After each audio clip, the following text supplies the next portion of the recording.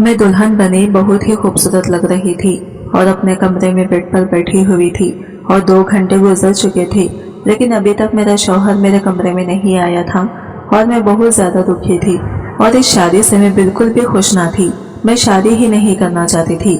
ऐसा नहीं था कि मैं किसी और को पसंद करती थी, लेकिन अब मेरा निकाह हो चुका था। मुझे इस बात से बहुत डर लग रहा था। मुझसे निकाह नामे पर दस्तखत भी करवा दिए थे, लेकिन मैंने अभी तक अपने शौहर को ही नहीं देखा था। बिना देखे ही मेरा निकाह इससे हो गया था। ये कोई 1902 का तो जमाना नहीं था कि ये सब कुछ नॉर्मल होता। आज के दौर में अगर किसी लड़की के साथ ऐसा होगा तो वो घबराई हुई नहीं होगी, लेकिन मैं बहुत घबरा रही थी, डर रही थी। पता नहीं कौन होगा, कैसा होगा। मुझे तो सिर्फ इसका नाम पता था, मेरे शौहर का नाम बिखार था। अब मुझे ये नहीं पता था कि वो कैसा इंसान होगा, लेकिन मैं घर के हालचाल से अंदाजा लगाने की कोशिश कर रही थी और कमरे से भी, लेकिन यहाँ पर ऐसी कोई चीज भी मौजूद नहीं थी जिससे मैं अंदाजा लगा सकती। पता नहीं क्यों इस कमरे को इस तरह बनाया गया था। इस कमरे में बहुत ही कम चीजें रखी हुई थी। मुझे तो इस कमरे में बैठकर कुछ घबराहट सी महसूस हो रही थी। कुछ गलत होने का अंदाजा हो रहा था। शायद कुछ अच्छा नहीं होने वाला था। थोड़ा ही वक्त गुजरा था कि मेरा शौहर कमरे में दाखिल हुआ। मैं इसकी तरफ नजर उठाकर देखना भी नहीं चाहती थी, लेकिन मैं इसके चाल चलन देखकर डर गई, क्योंकि ये मुझे नशे में लग रहा था। लेकिन शादी के रात शौहर का शराब पीने एक नॉर्मल बात समझी जाती है, लेकिन काश ऐसा होता, क्योंकि ऐसा नहीं था। और असल बात इससे भी ज्यादा खराब थी कि इनके जैसे ही वो मेरी तरफ बढ़ा और मैंने इसके चेहरे की तरफ देखा तो मैं समझ गई कि यह आदमी तो पूरी तरह से ये कैसे जज्बे से भरा हुआ है जो किसी औरत को भी अच्छा नहीं लगता। और जब इसने मेरी तरफ देखा और मैं एक बात बताई तो मैं फूट फूट कर रोने लगी।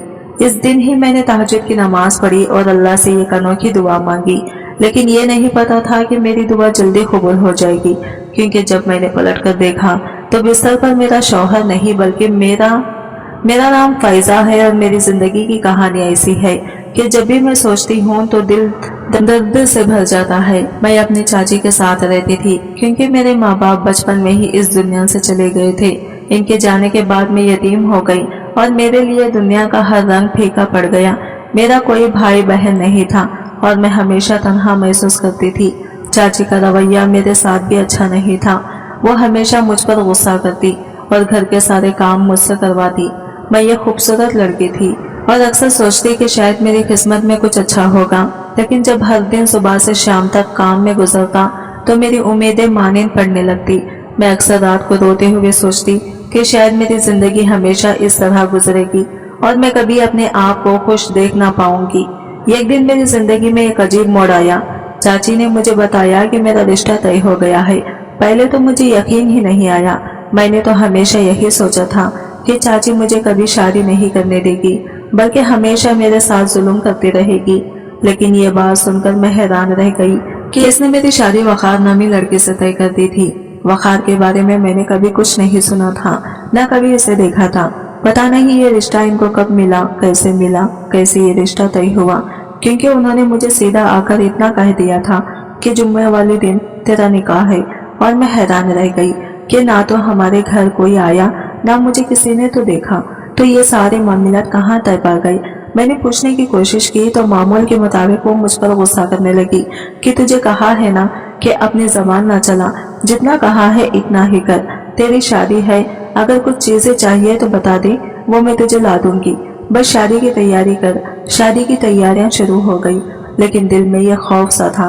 अजीब बात यह थी कि शादी से पहले की तमाम रसूमात और तकरीबात में मैंने वकार को कभी नहीं देखा था। मैं बस हर वक्त यही सोचती रही कि मेरा मुस्तकबिल कैसा होगा। क्या ये शादी मेरी जिंदगी में कोई बेहतरी लाएगी या फिर मेरी मुश्किलात मजीद बढ़ जाएगी। आखिर वो दिन आ गया जब मेरी शादी वकार के साथ हो गई। दुल्हन बनकर जब मैं पहली बार अपने शौहर को देखा तो मेरे सामने एक अजीब सा मंजर था। वकार बिल्कुल मुख्तलिफ था। वो कोई आम शख्स नहीं था। जिस तरह से इसकी हालत थी, साफ अंदाजा हो रहा था कि वो किसी मकाम पे पहुंचा हुआ आदमी था। शायद इसको किसी ने दूल्हे के कपड़े बहुत जल्दी पहना दिए थे, जिसकी वजह से इसके कपड़े इस तरह से गंदे हो चुके थे कि जैसे किसी छोटे बच्चे को किसी तकरीब में जाने से पहले वक्त से पहले ही कपड़े पहना दिए जाते हैं, तो ऐन वक्त तक वो अपने कपड़े गंदे कर लेता है। اس نے اپنے بالوں کو بھی اجاڑا ہوا تھا اور اس کی حرکتیں بھی کچھ عجیب سی تھی۔ سیدھا آگے بڑھتے ایسے گر گیا جیسے بڑھ نہیں کوئی پانی کا جھولا ہے جس کے اوپر چھلانگیں مار مار کر اس کو مزہ آ رہا ہے۔ میں اٹھ کے ایک سائڈ پہ ہو گئی اور مجھے یہ سمجھ میں زیادہ دیر نہیں لگی کہ معاملہ کیا تھا۔ وہ پاگل تھا، ہاں وہ پاگل تھا، اور ایسا پاگل کہ اسے یہ بھی پتا نہیں تھا کہ وہ خود کون ہے۔ وہ بستر پر بیٹھا تھا اور اس کی حالت بہت خراب تھی۔ اس کے منہ سے رال ٹپک رہی تھی اور وہ اپنی صفائی ستھرائی بھی نہیں کر سکتا تھا۔ میری آنکھوں کے سامنے وہ شخص تھا جس کے ساتھ میری زندگی چڑھ چکی تھی، لیکن دل میں ایک عجیب سی مایوسی تھی۔ میں نے سوچا یہ میری قسمت میں کیا لکھا تھا۔ اب مجھے پتا چلا کہ میری شادی اس طرح سے کیوں ہوئی تھی۔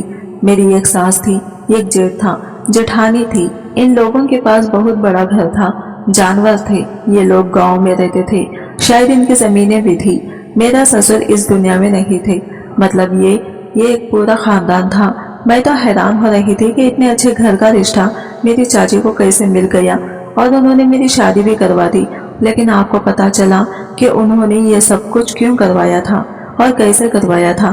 ایک پاگل کو کوئی اپنی معذور بیٹی بھی نہیں دیتا۔ صحیح سلامت اور خوبصورت پڑھی لکھی لڑکی آج ایک پاگل کی بیوی بن چکی تھی۔ ایک پل کو تو میرا دل بری طرح سے ٹوٹ گیا تھا کہ یہی میری زندگی تھی، پر پھر میں نے اپنے دل کو مضبوط کیا اور سوچا کہ میں اسے ٹھیک کرنے کی کوشش کروں گی۔ وقار کا خاندان بہت عجیب تھا۔ ان کے پاس اتنے وسائل تھے لیکن اتنی عقل نہیں تھی کہ کسی نفسیاتی ڈاکٹر کے پاس جا سکے، اور ان کے پاس ہمت بھی نہیں تھی کہ سمجھ سکے کہ وقار کو کس طرح مدد کی ضرورت ہے۔ جب میں نے اپنی ساس سے بات کی تو انہوں نے کہا کہ ہاں میرا بیٹا پاگل ہے، لیکن ہم نہیں چاہتے کہ اسے پاگلوں کے ڈاکٹر کے پاس لے جائیں۔ وہ تو انسان کو جانور بنا دیتے ہیں، اسے زنجیر سے باندھ کے رکھتے ہیں، بجلی کے جھٹکے دیتے ہیں۔ میں نے کہا کہ یہ سب کچھ آپ نے فلموں میں دیکھا ہے یا پھر لوگوں کی زبان سے سنا ہے، ایسا نہیں ہوتا۔ اچھے ڈاکٹرز ہوتے ہیں، انسان کا خیال کرتے ہیں، اور ہم اس کو وہاں پہ چھوڑ کے تھوڑی آئیں گے۔ تو میری ساس نے کہا کہ اگر تو نے میرے بیٹے کو چھوڑ کے جانا ہے تو چلی جا، لیکن اس طرح کی باتیں نہیں کر۔ تو وہ بہت زیادہ ڈری سہمی رہتی تھی، لیکن میرے سامنے خوب زبان چل رہی تھی۔ میں سمجھ گئی تھی کہ ان کو بتا کر کچھ حاصل نہیں ہونے والا، اور نہ ہی انہوں نے اس بارے میں کچھ سوچنا ہے۔ اگر سوچا ہوتا تو آج ان کا جوان جہاں بیٹا اس مقام تک نہیں پہنچا۔ وقار کی عمر 24 سال تھی اور پتہ نہیں وہ کب سے اس صورتحال میں تھا۔ اگر یہ لوگ اتنے ہی اچھے ہوتے تو ان کو پہلے خیال آ جاتا۔ چاچے کے گھر رہ کر میں نے بہت سے کام کیے تھے، ان کی مار کھائی تھی، باتیں سنی تھی، ماریں کھائی تھی، راتوں کو رو رو کر زندگی گزاری تھی، لیکن میرے اندر اتنی ہمت باقی تھی کہ میں نے اپنی زندگی کا فیصلہ کر لیا تھا۔ میں وقار کو چھوڑ کر نہیں جا سکتی تھی۔ یہ میرے اصولوں کے بھی خلاف تھا، معاشرے کے اصولوں کے بھی، کیونکہ اب وہ میرا شوہر تھا، لیکن میں نے سوچ لیا تھا کہ میں اس کو ٹھیک کرنے کی کوشش کروں گی۔ میری زندگی اب صرف ایک ہی مقصد کی گرد گھومنے لگی تھی۔ میں دن رات وقار کا خیال رکھتی، اس کی دیکھ بھال کرتی، اور ہر رات تہجد میں اٹھ کر اس کے لیے دعائیں مانگتی۔ میں نے اللہ سے گڑ گڑا کر دعا کی کہ وہ میرے شوہر کو ٹھیک کر دے، کہ شاید میری یہ محنت رنگ لائے۔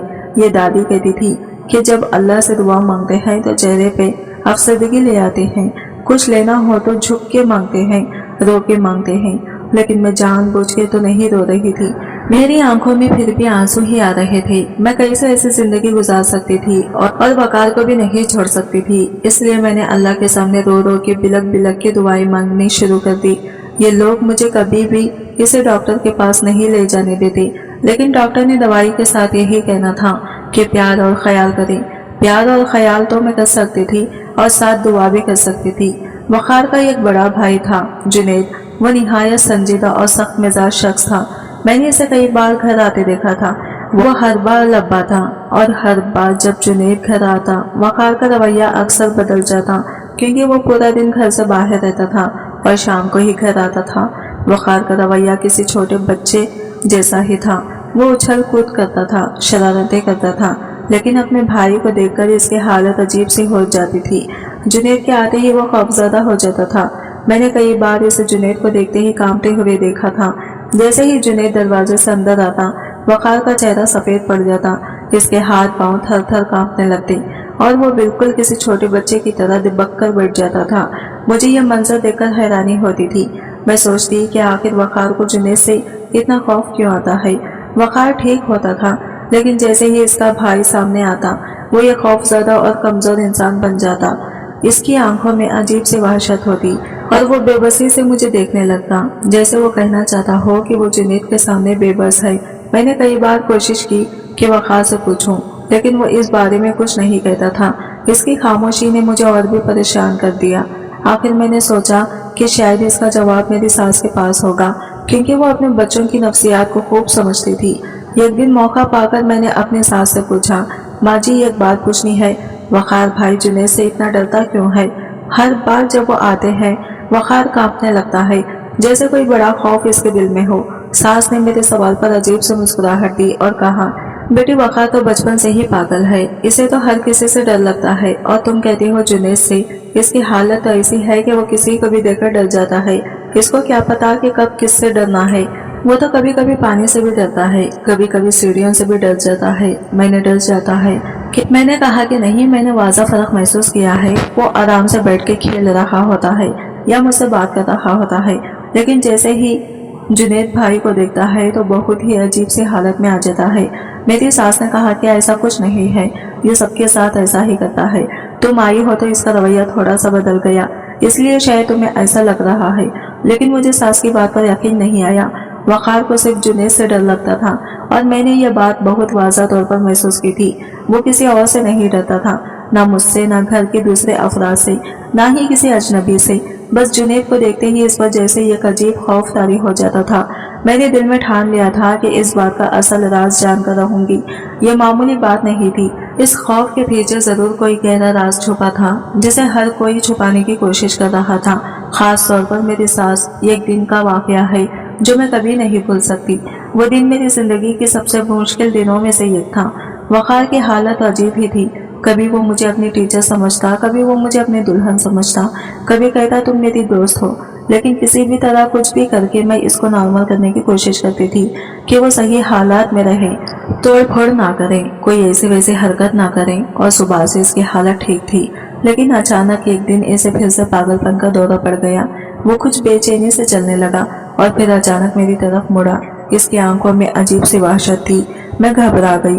कुछ समझने से पहले ही इसने गुस्से में आकर मेरे मुंह पर जोर से थप्पड़ मार दिया।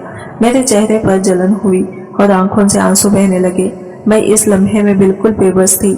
मेरे दिल पर जो बोझ था वो बयान से बाहर था। मैंने कभी नहीं सोचा था कि वो शख्स जिससे मैंने इतनी मोहब्बत की वही मुझे इस तरह तकलीफ देगा। मैंने खुद को संभाला और कमरे में जाकर रोने लगी। दिल के अंदर अजीब सी टूट फूट हो रही थी, जैसे सारी दुनिया मेरे खिलाफ हो चुकी हो। मैंने सोचा कि क्या मेरी किस्मत में यही दुख लिखे हैं। मेरी सास को भी पता चल गया था और वो मुझे कहने लगी कि तुमने तो इस सारे माहौल को बड़ा नॉर्मल बना दिया था। ऐसा नहीं है, इसने पता नहीं मुझ पे भी कितनी दफा हाथ उठाया, क्योंकि ये अपने जवाब में नहीं है। ये सब कुछ तो बर्दाश्त करना ही पड़ेगा, इसलिए ज्यादा परेशान नहीं हो। इनको मेरे साथ कोई हमदर्दी नहीं थी। ऐसा लग रहा था कि जैसे खुश हो रही हैं, क्योंकि मैं काफी दिन से यही कहती फिर रही थी कि सिर्फ प्यार और ख्याल से ही वक़ार की हालत में मैंने इतनी बेहतरी आई है। आप लोग इसे डॉक्टर के पास क्यों नहीं ले जाते? इस रात मैंने अल्लाह के सामने जमीन पर सर रखा और दुआ की। मेरी आंखें आशकबार थी, दिल बेचैन था और मैं अपने रब से फरियाद कर रही थी। मैंने कहा, या अल्लाह मेरी मदद करो, या तो मुझे इतनी ताकत दे कि मैं ये सब कुछ बर्दाश्त कर सकूं, या फिर मेरे शौहर को मुकम्मल तौर पर ठीक कर दे। मैं इस आजमाइश में अब मजीद नहीं रह सकती। वो रात मेरी जिंदगी की सबसे तवील रातों में से एक थी। मैंने पूरी रात दुआओं में गुजारी और दिल में बस एक ही ख्वाहिश थी कि वक़ार ठीक हो जाए, या फिर मुझे इतनी हिम्मत मिले कि मैं इसकी हालत को बर्दाश्त कर सकूं। सुबह हुई तो मेरे चेहरे पर निशान था, लेकिन मुझे पता था कि किसी ने भी नहीं देखना। मेरी सास देखकर तो शायद खुशी होती, और मेरी जेठानी भी, जो ज्यादा वक्त अपने घर में गुजारती थी, वो कहती थी कि इस घर में एक पागल रहता है, इसलिए मैं यहाँ पर नहीं रहना चाहती। लेकिन जब भी आती थी मेरा दिल जला कर ही जाती थी। इसका घर में होना ना होना एक बराबर था। लेकिन जब मैं वक़ार के पास बैठी थी और इसके कमरे को साफ कर रही थी तो इसने अचानक से टिश्यू उठाकर मेरे चेहरे पे लगाया और कहने लगा कि तुम्हें हाई हुई है। I am sorry. ये देखकर मेरी आंखों में आंसू आ गए। वो अपने होशो हवास जवास में नहीं था, लेकिन एहसास तो मेरा सिर्फ इसने किया, बिल्कुल किसी छोटे बच्चे की तरह। मैंने अपने आंसू साफ कर लिए और इसको बताया था कि नहीं, मैं बिल्कुल ठीक हूँ। मैंने फैसला किया कि मैं वकार के साथ कभी नहीं छोड़ूंगी, चाहे वो कितना ही बीमार हो या पागलपन का शिकार हो। लेकिन साथ ही मैंने दिल में ये उम्मीद भी रखी कि वो एक दिन मुकम्मल तौर पर ठीक हो जाएगा। कहते हैं कि जब आपने किसी ऐसे मरीज का इलाज करना हो तो इसके घर के बाकी लोगों के रवैये से भी बहुत फर्क पड़ता है। लेकिन मुझे ऐसा लगता था कि इस घर में सारे ही पागल हैं। मेरी सास एक निहायत ही खामोश और डरी हुई खातून थी। इनका रवैया हमेशा अजीब सा होता था, जैसे वो किसी नामालूम खौफ के साए तले जिंदगी गुजार रही हो। मुझे कभी समझ नहीं आया कि वो किस चीज से इतना डरती थी, लेकिन इनके रवैये से साफ जाहिर होता था कि वो किसी अंदेशे में मुब्तला थी। घर के किसी भी मामले में वो कभी नहीं बोलती थी, गोया इन्हें कोई हक ही ना हो कि वो कुछ कह सके। इनके बड़े बेटे जुनैद का ही हर बात पर हुक्म चलता था, वही सब फैसले करते और सास कभी इसके खिलाफ कोई बात नहीं कहती थी।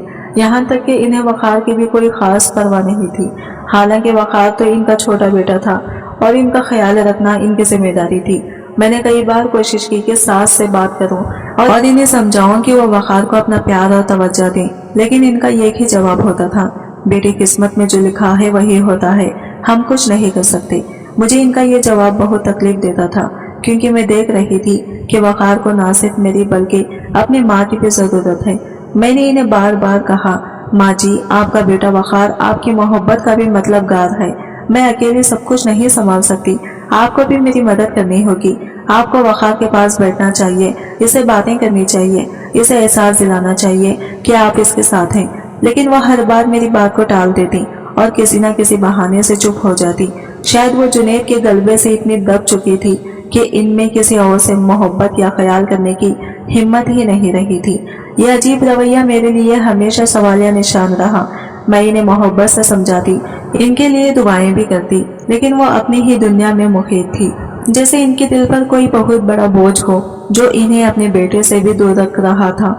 और वो अपनी जबान से ये कहती थी कि वकार कभी ठीक नहीं होगा, तुम बिलावजह कोशिश कर रही हो। मैं हैरान होती थी कि एक माँ कैसे इतनी नाउम्मीद हो सकती है। इनकी जबान से तो मैंने कभी वकार के लिए दुआ भी नहीं सुनी कि अल्लाह करे मेरा बेटा ठीक हो जाए, अल्लाह करे कोई मौजिज़ा हो जाए। वो हमेशा ही कहती थी कि कुछ नहीं होगा। हो सकता है कि एक पागल बेटे को सारी जिंदगी संभालने के बाद वो खुद भी थोड़ी नफसियाती हो गई हो और इनके दिल से उम्मीद खत्म हो चुकी हो, लेकिन फिर भी इंसान एक दुआ तो कर ही सकता है। जुनैद की बीवी सालेहा एक निहायत ही मकरूर और खुद पसंद औरत थी और हर वक्त अपने आप को सजाने संवारने में लगी रहती थी, जैसे इसे दुनिया की सबसे खूबसूरत औरत होने का यकीन हो। लेकिन असल में वो इतनी खूबसूरत नहीं थी जितना वो दिखाना चाहती थी। इसके लिबास और जेवरात चमकते थे, लेकिन इसके चेहरे से वो कुदरती खूबसूरती आयान नहीं थी जो सादगी में छुपी हुई थी। मुझे इसकी ये बात हमेशा अजीब लगती थी कि वो अपनी असलियत को छुपाने के लिए इतना जोर क्यों लगाती थी। सालेहा मुझसे हमेशा ये अजीब सा रवैया रखती थी, जैसे इसे मेरी खूबसूरती से नफरत हो। जब भी वो मुझे देखती, इसके चेहरे पर अजीब से नफरत और हसद के तासरात होते। मैंने कई बार महसूस किया कि वो मेरे सामने मेरा मजाक उड़ाती थी, लेकिन मैं खामोश रहती कि घर का सुकून बरकरार रहे। एक दिन वो मेरे करीब आई और तंजिया अंदाज में बोली, फैजा तुम वाकई बहुत खूबसूरत हो, लेकिन तुम्हारी किस्मत देखो, एक पागल के साथ शादी करवा दी गई। ऐसी खूबसूरती का क्या फायदा जब शौहर पागल हो। इसकी यह बात मेरे दिल पर एक तीर की तरह लगी। मैंने इसे कुछ नहीं कहा, बस खामोशी से मुस्कुरा दी, लेकिन अंदर ही अंदर मेरा दिल टूटने लगा। सालेहा बार बार इस बात को दोहराती कि मेरे साथ बहुत बुरा हुआ है। वह हर मौके पर मुझे यह एहसास दिलाने की कोशिश करती कि मैं एक नाकाम जिंदगी गुजार रही हूँ। कभी कहती तुम जैसी खूबसूरत लड़की को ऐसे हालात में होना नहीं चाहिए था। अभी वो तंजिया हंसी के साथ बोलती, पागल के साथ जिंदगी गुजारना कोई आसान बात नहीं, तुम्हें बहुत हिम्मत है। इसकी ये बातें मुझे अंदर ही अंदर जख्मी करती जाती। कभी कभी इसकी बातें सुनकर मैं अपने कमरे में जाकर सारी रात रोती रहती। मैं वकार की हालत को समझती थी और इसकी देखभाल करना अपना फर्ज समझती थी, लेकिन सालेहा की बातें मेरे दिल में शुकूक पैदा कर देती थी। मैं खुद से सवाल करने लगती कि क्या वाकई मेरे साथ बहुत बुरा हुआ है, क्या मैं एक बेहतर जिंदगी गुजारने की हकदार थी। रात के अंधेरे में जब सब सो जाते, मैं जमीन पर सर रखकर अल्लाह से फरियाद करती, या अल्लाह मुझे हिम्मत दे, या तो मेरे शौहर को ठीक कर दे, या मुझे इतना मजबूत बना दे कि मैं ये सब बर्दाश्त कर सकूं। आंसू मेरे रुखसारों पर बहते रहते और दिल में बेशुमार सवालात उठते। सालेहा की बातें मेरी खुद एतमादी को झंझोड़ देती, لیکن میں نے اپنے دل کو مضبوط کیا۔ میں جانتی تھی کہ یہ میری آزمائش ہے اور میں اس کا سامنا کرنے کے لیے تیار ہوں۔ وقار کو ٹھیک کرنے کی امید میرے دل میں ہمیشہ زندہ تھی اور میں اپنی محبت اور دعا سے اسے بہتر بنانے کی کوشش کرتی رہی۔ میرا حال بھی بہت برا تھا، میرا ماضی بھی اور مستقبل کی بھی فی الحال کوئی امید نہیں تھی۔ ایسے میں ہمت سے کام لینا میرے لیے بہت مشکل ہو گیا تھا۔ کبھی کبھی یاد آتا تھا کہ میری پرانی زندگی کتنی بری تھی۔ میری چاچی میرے لیے ہمیشہ ایک عذاب بنی رہی۔ وہ دن رات مجھ پر ظلم کرتی، کبھی کھانے میں کمی کرتی، کبھی مجھے بھری دھوپ میں کام کرنے پر مجبور کرتی۔ گھر کے تمام مشکل کام میرے ذمے تھے اور اگر کوئی کام ذرا سا بھی ٹھیک نہ ہوتا تو وہ مجھے بے تحاشا ڈانٹتی اور بعض اوقات مار پیٹ بھی کرتی تھی۔